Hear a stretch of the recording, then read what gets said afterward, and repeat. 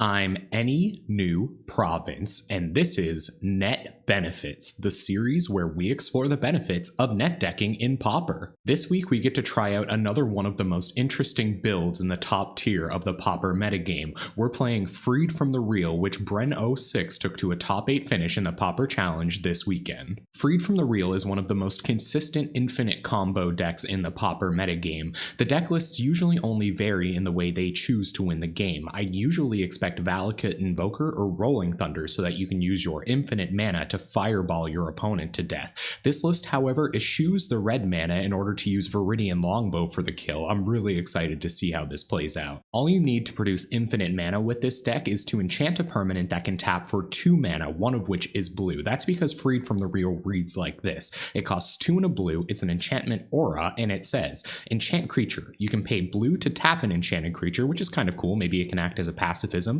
But the most powerful ability, and the one we're interested in, says pay blue, untap enchanted creature. That means if we have a creature that taps for 2 mana, we can untap it indefinitely with Freed from the Real. I'll start by explaining the ways we intend to create a permanent that taps for 2 mana. First, we have Utopia Sprawl, which costs 1 green, it's an enchantment aura, and it enchants a forest. It says, as Utopia Sprawl enters the battlefield, choose a color. Whenever Enchanted Forest is tapped for mana, its controller adds 1 mana of the chosen color to his or her mana pool, in addition to the mana the land produces.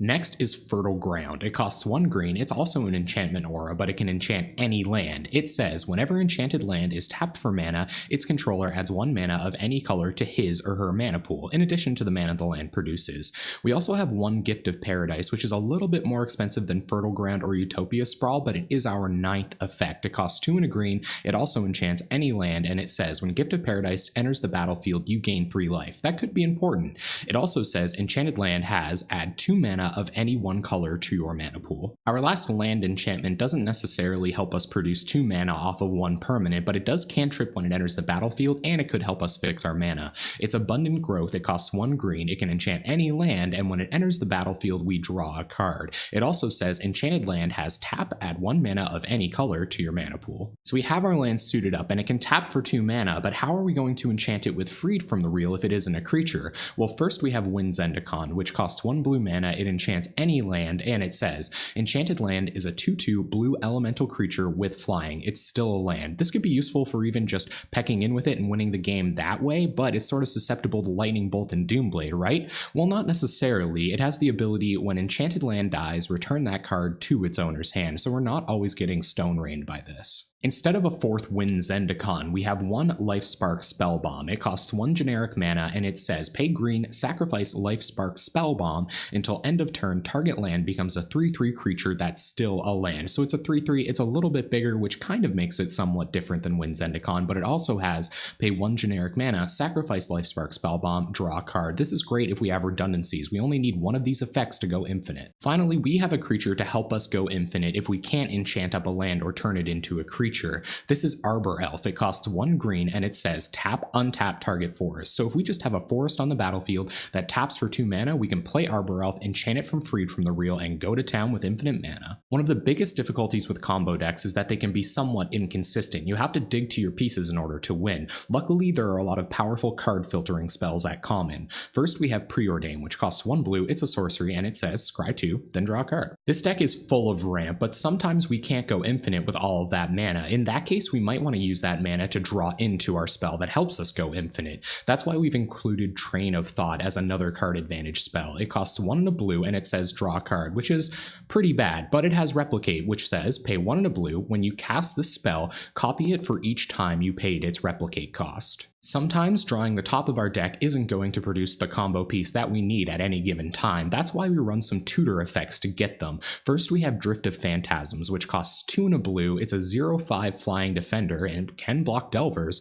but importantly, it has the Transmute ability, which says pay 1 blue, discard this card, search your library for a card with the same converted mana cost as this card, reveal it and put it into your hand, then shuffle your library. Transmute only as a sorcery. Incidentally, Freed from the Real has the same converted mana cost cost as Drift of Phantasms. We're also running one Dizzy spell, which costs 1 and a blue. It's an instant, and it says target creature gets -3, -0 until end of turn. Another temporary answer to Delver, but Dizzy spell also has Transmute, which will let us pay 1 blue, pitch it, search our library for Utopia Sprawl, and get that permanent tapping for 2 mana. Our last tutor is a community favorite. This is Trinket Mage. It costs 2 and a blue, it's a 2/2, and it says, when Trinket Mage enters the battlefield, you may search your library for an artifact card with converted mana cost 1 or less. Reveal that card and put it into your hand. If you do, shuffle your library. Well, I haven't gone over an artifact card with converted mana cost 1 or less yet. That's where our one copy of our win condition comes in. This is Viridian Longbow, and it's our only payoff for infinite mana. It says, equipped creature gets tapped. This creature deals 1 damage to target creature or player. It has equipped cost 3, but that shouldn't be a big issue for all the ramp in this deck. The idea is that we put this on our Freed from the Real condition and ping our opponent to death. Next, we have Capsize, which is a pseudo win condition when you have infinite mana, but it's mostly for the rub-ins. Capsize costs 1 blue. It has buyback 3, which means you may pay an additional 3 as you cast this spell. If you do, put this card into your hand as it resolves. You can see that we can cast it infinite times. The effect is return target permanent to its owner's hand. This is our route to a flawless victory. All right, let's have a look at this mana base. First, we have 12 basic forest, which is great because we'll almost always hit our Arbor Elves and our Utopia Sprawls on time. We also have 4 basic islands, 1 Seat of the Synod, and 1 Tree of Tales. We have these artifact lands so that we can tutor them up with Trinket Mage and keep fixing our mana. And here's the sideboard. First, we have 4 Dispels for fighting through our opponent's counters and resolving our Freed from the Real. Also, all of our auras are sort of weak to instant speed removal, so this should help with that. We have 2 Nature's Claims for blowing up artifacts. It gains our opponent a bit of life, but that's okay. We're going to kill them with infinite damage. We have a Scattershot Archer to untap with our Freed from the Real and kill all those flyers indefinitely. We have a Relic of Progenitus for nuking our opponent's graveyards, maybe for Tron. We have 3 Nylea's Disciples, which when they enter the battlefield gain us life equal to our devotion to green. All of our enchant lands are green, which means our devotion should be pretty high because burn can't interact with them, and this will gain us a good amount of life. We have 2 Giga Drows. If our opponent can interact with our combo at instant speed, we're going to tap them out at the end of their turn. And we have another Dizzy spell for those fast matchups. We could cast it without transmuting it, and it shouldn't be too bad, but we can also transmute it to get our win condition and combo off a bit earlier. And there it is, Freed from the Real combo by Bren06. Congratulations again on your Pauper Challenge top 8 finish. We're going to try to replicate those results by taking this deck into a league at twitch.tv/AnyNewProvince. We're there every Monday night at 7 p.m. Atlantic time playing competitive Pauper decks. Before I go, I just want to remind you that you can like the video or subscribe to the channel down below. I'd seriously appreciate it. It's a great way to let me know you're enjoying everything, and it really encourages me to keep making great Pauper content. I hope you enjoyed this deck tech, and hopefully I'll see you on Monday night.